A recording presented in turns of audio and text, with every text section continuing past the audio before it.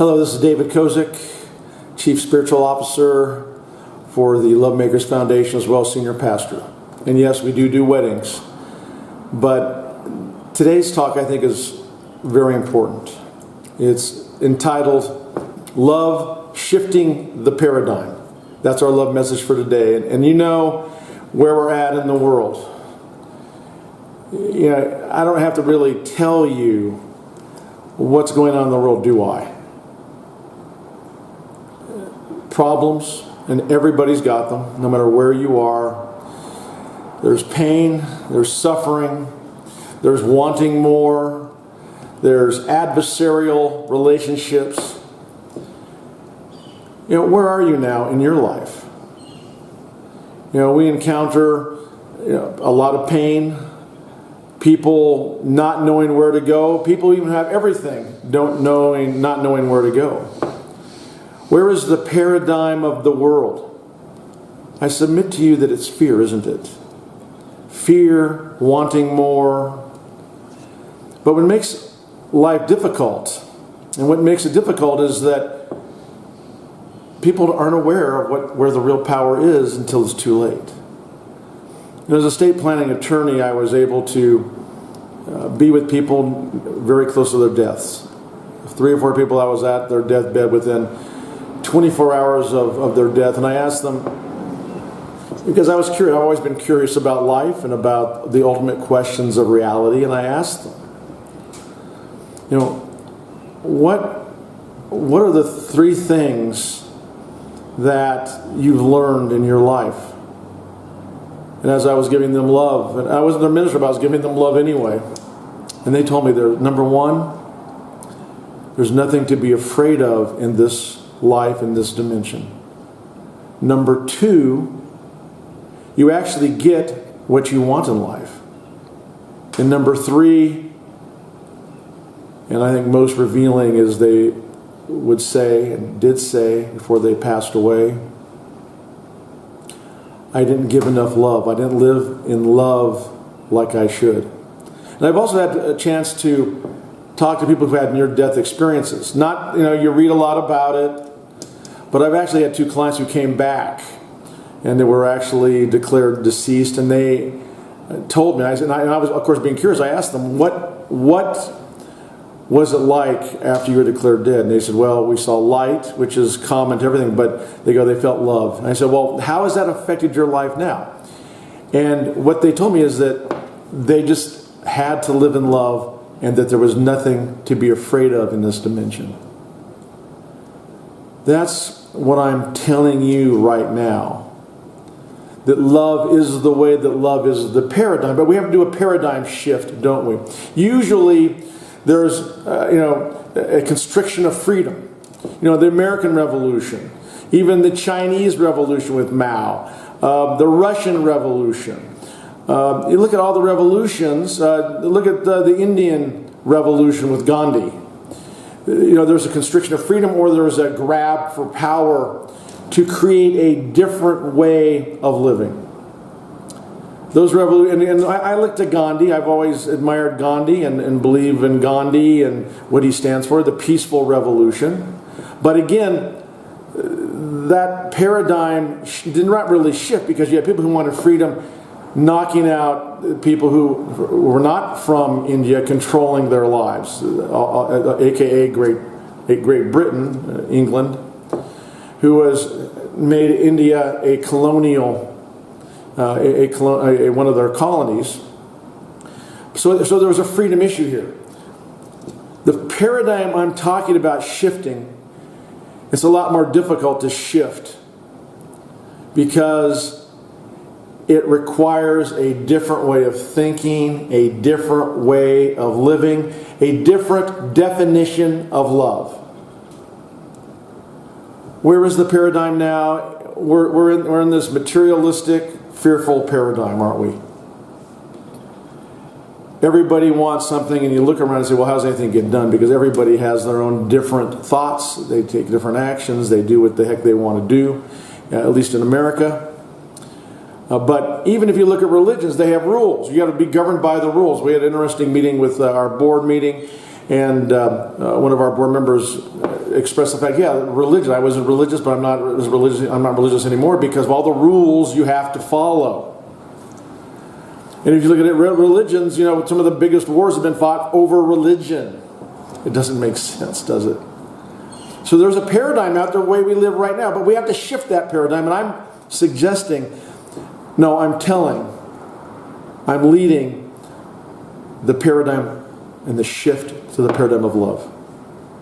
But the problem with love is the definition of love has been skewed over the years. I like the definition that Jesus said. Here's how you live life. Love God. The first commandment, the great commandment, love God. And the second commandment, love your brothers as yourself.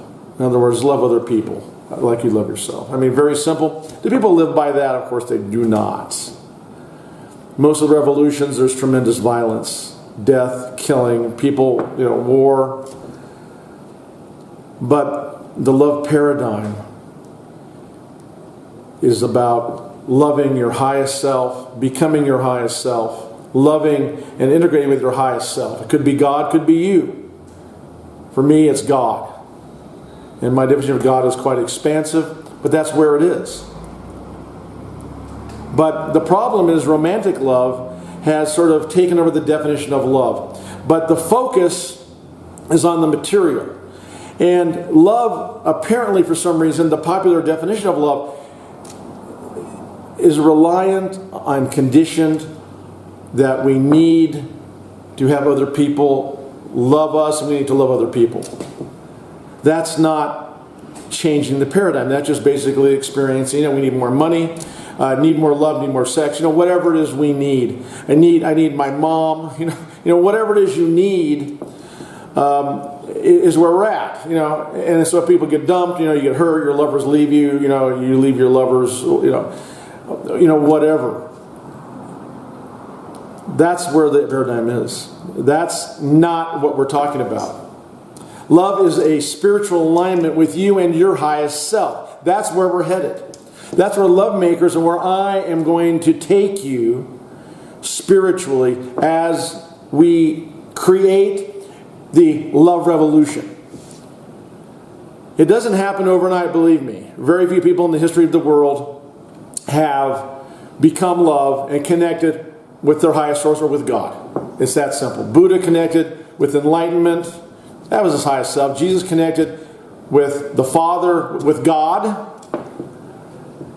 Krishna, I guess, was God. Muhammad connected with God. But the point is, there aren't that many people in the world, history of the world, who have connected with that. So what we're trying to do here at LoveMakers is create a state of being that you connect with your highest self, which will connect you with God and your highest self. That's where we're headed. But it's a long road to get there, isn't it? It's a long road to get there. And what we're doing is, number one, we're just trying to get people to like themselves. Learn to like yourself. Learn to be passionate about something. Learn to love something or someone. Learn to love yourself. Learn to love others. Learn to make love your consciousness. I call it conscious love action. Do everything in love. Be kind. Be compassionate. Trust yourself. Trust your inner genius. Love yourself. And as you scale these heights, and when you get to love yourself, practice unconditional love. Maybe you'll go to a higher level and become integrated with divine love. Maybe you'll find union with God, but there's a higher level. And that's the level that we're going for. As Eric Fromm, the famous writer who wrote The Art of Loving, said, love is the only sane and satisfactory answer to the problem of human existence. That's truth. Because love is about you. Love is about the state of your consciousness, about your abundance. Are you ready to create a new paradigm? Are you ready to make history? For those of you watching this video now, I know that we are going to make history together. That we're going to make love the paradigm of this world. We're going to save humanity. And we're going to create and we're going to propagate and push the love revolution, because love is the way. I now want to quickly invite my CEO, Deborah Kozich, who's joining us in this love revolution, because there's no war to fight. It's a change of paradigm. It's internal.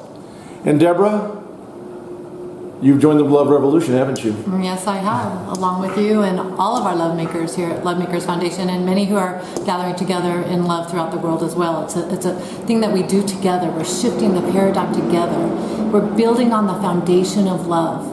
It begins with building on the foundation within, free of depending on anything else, any religion, any belief. It comes from within, and that's what we're here for, is to help you find your love shift from within, and we're here to do that. And I'll say that, Deborah. Let me just make a mention that, you know, by finding more love in here, you're going to connect with your religion. You're going to become a better Christian, a better Buddhist, a better Islamic believer. You know, basically, it isn't here, and it's really what we call becoming a part of the love process. Yes, it is. And we want to thank you so much for watching our weekly love messages. Yes. And we do have our love service coming up next week, so please stay tuned for that. And for everyone that is liking our love messages, please be sure to subscribe to our channel and share it with others, your family, your community. This too helps bring love to the world. Check out our website for further information on love and how you too can become a part of this love revolution that is here to change the paradigm of the world from fear to love. We thank every one of you, and remember, every day, love is the way. Love is the way. Love to all. And it is my true desire that you waited to the end of this video, because love really is the way.